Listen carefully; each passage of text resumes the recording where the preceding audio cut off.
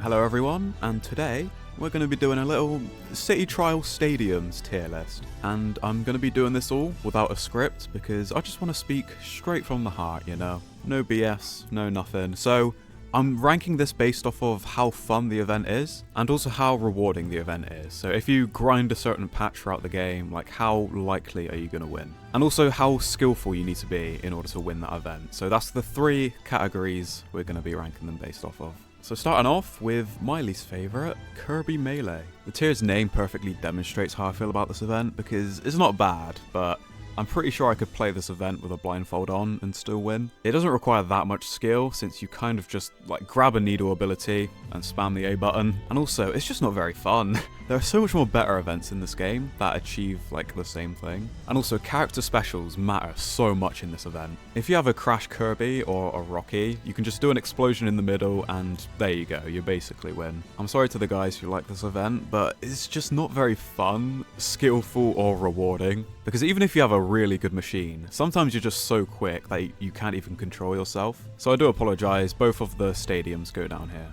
So now moving on to the next tier, does the job but not fun enough. And Gourmet Race is perfect for this tier. I've had City Trial games where I perform absolutely terribly, and then at the last like 30 seconds of the game, I pick up a Swerve Star, and then I choose Gourmet Race. And because the Swerve Star travels in a straight line, you just scoop up all the food, so it kind of feels like a cop-out event. This is the equivalent of people failing their GCSEs and then going into like engineering, construction site work. Sorry to call any of you out, but it just feels like if you do terrible, you pick this event and you might do good. And also I just realized a few days ago that this event takes place in the actual City Trial, you know, that's pretty cool. These two might be a bit controversial, but we have Air Glider and High Jump. Because they do the job, but essentially, you're not really doing anything. I'm talking about them together because these two events have the same premise, where it's like, if you have good stats, then you just win. And not even in a skillful way, quite literally, whoever has the higher stats wins. And these two kind of are the go-to gliding events because I don't think they're fun, but they're satisfying if you do really well. I've had games where I picked up the Dragoon and just dominate everybody else in this event. And I feel like it does perfectly fit into this tier because it does the job, but I just don't find it very fun. Alright, this one's weird. Button Rush 1, I don't really like all that much because it does feel like another cop-out event where you can do terribly the whole City Trial game and do decent in this. Because the main buttons that you need are on the ground or they're like ever so slightly elevated in the air. So overall, the first one is pretty easy. However, the second one I'm going to put at the top of solid because I find this one so much more fun. The buttons are like layered up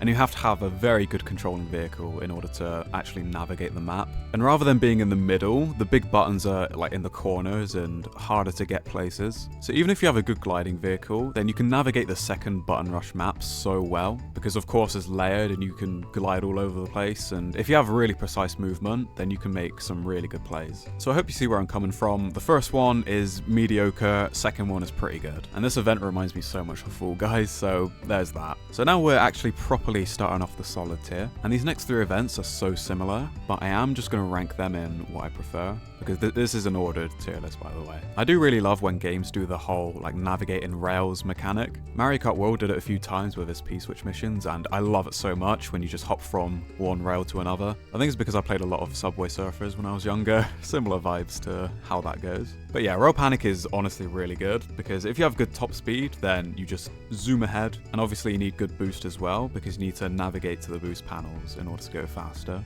And there are a few copy abilities you can go for in this event, but honestly just prioritize the boost panels. But it's still very solid. I do like this event. And now we have all of the drag races. They're all very similar, just with slightly different layouts, but it's very similar to a Rail Panic, of course, because you go in a straight line and navigate towards the boost panels. But instead of on rails, you have a big wide-ass road you can drive on because it's essentially the same because you still go on the boost panels. And again, there are copy abilities you can get on the way. But these two events obviously heavily favor top speed. Driving in something like a Formula Star makes you just zoom ahead. And then the last one of the big three is Beam Gauntlet. The two stadiums are essentially the same, but with just a slightly different layout. But this is my favorite of the three because you can actually die in this one. So you really have to worry about your health and defense as as well, which is something you don't need to do on the other two events. And of course, you have to have a very good controlling vehicle to actually avoid the beams. So that's why I grouped up these 3 events together, because if you go for top speed, then you should have a very big advantage. But it's not just an instant win like the gliding events we talked about. You actually need to use your skill to navigate the boost panels and navigate the beams. And unlike those 2 gliding events, you actually interact with other players. So overall, I think these 3 are just a better version of what these 2 events try and achieve.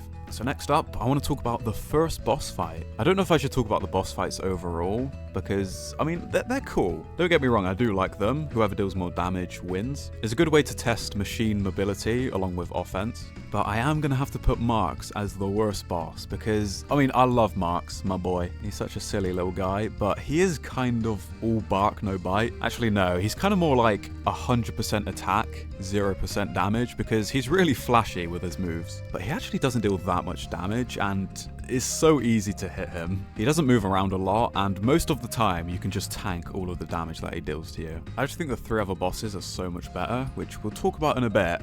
But whilst it's on my mind, I want to go through Gigantis, because there's 2 completely different places where I think he belongs. Well, there's 3 actually. So the first one is if you are Gigantis against 15 other players, then that goes in amazing. However, if you're one of those 15 players going against Gigantis, then that goes in solid. And if you're one of those 15 players with a team full of bots, then that goes all the way down here. So I'm going to put them in solid for now.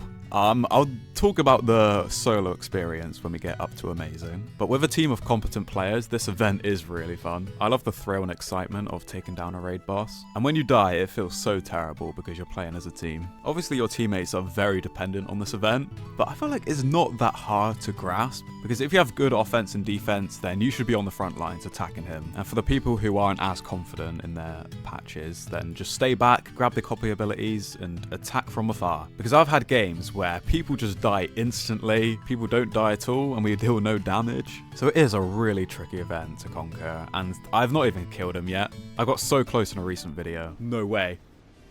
Oh my god, we've nearly done it. No way. No, come on, guys, no! And yeah, that was the most devastating thing ever. So I'm going to put it in solid, and we're currently facing a boss rush at the moment because we have King DDD. Well, Robo DDD, that is. I think he's cool. He's really basic, but he's not too easy to defeat. He has some really cool attacks, like when he does his up B and then slams onto the stage, or when he turns into a transformer and just like trots along the map. But he's really cool. His missiles are fun to dodge as well, and he does pack a bit of a punch. He has a very good range of unpredictable attacks, and that is why I like him. Because obviously when you die in a boss fight, then that's it, you just lose. So yeah, he's a pretty dope guy, but not as dope as Nightmare. Now Nightmare has some really cool attacks. He is, I think, the best range of attacks. Like, he is a really fascinating boss to fight. I love when he plunges the place into darkness and you have to follow his like static silhouette, I guess. I'm doing this without a script or any footage, so I'm kind of just remembering at the top of my head. But I will probably do a more in-depth ranking of the bosses, because I was only actually supposed to focus on the stadium events. But moving on to the last guy, 02, and the reason he's my favorite is because I love the long straightaway rush you have to do in order to actually reach him, because he fires all of these attacks at you, and you kind of have to have good mobility to obviously avoid those attacks, and good offense as well. So this boss kind of tests all of your skills. He doesn't actually do that much once you reach him.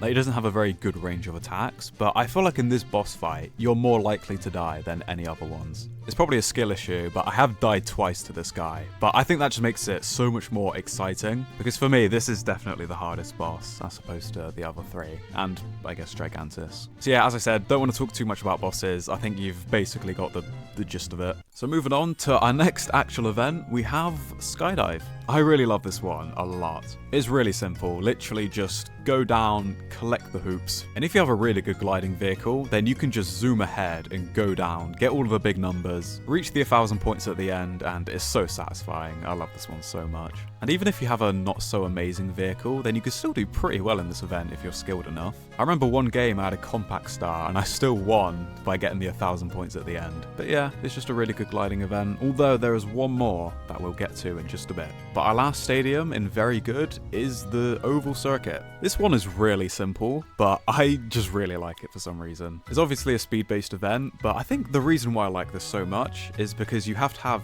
good turning, good top speed, and good boost. As well as that, you also are able to use your special in this event, so that is really important as well. I've had more close games in this than the previous 3 straight line racing events. I just find this one to be so much cooler. It essentially is an oval. It's like freaking Baby Park basically, but this one is just really good. I like it. So with that all said, we have our last tier, Amazing. These are all events that make me like really giddy and kicking my feet up in the air. I just love these ones so much. And we're starting off with Big Battle. My favorite playstyle in this game is just going for really aggressive offensive builds and killing as many people as possible. And Big Battle is so satisfying. But based off of our little prompts at the beginning, high skill, fun event, and if it's rewarding, Big Battle does all 3 of them perfectly. It sounds obvious, but if you dominate this event, then you clearly are the obvious winner. There's just something about having a lot of offense and weight and just casually one-shotting people is just so satisfying. But I might as well talk about the derbies too, because Big Battle and the Desktop Derby are practically the same. Except with the derbies, you're allowed to have copy abilities. It just makes it a lot more chaotic and fun. And it also favors characters like Knuckle Joe, who has a lot of good offense and not so much weight, but that means his copy abilities damage is a lot better. So that is why I put the edge on Desktop Derby ever so slightly. Because with Big Battle, I feel like weight is the most important thing.